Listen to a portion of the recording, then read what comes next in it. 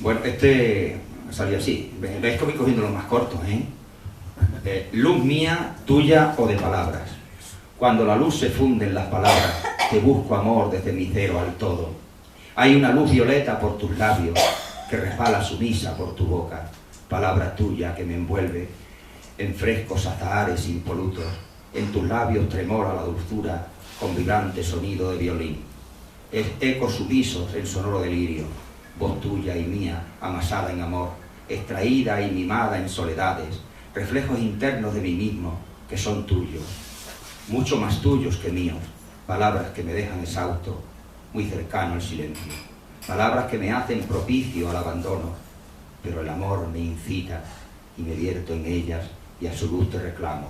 Luz mía, tuya o de palabra, una luz que te ofrezco en tus horas más tristes y dolidas.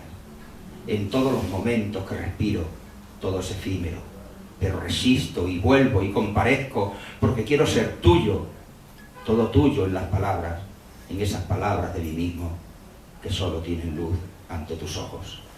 Bueno, pues muchas gracias.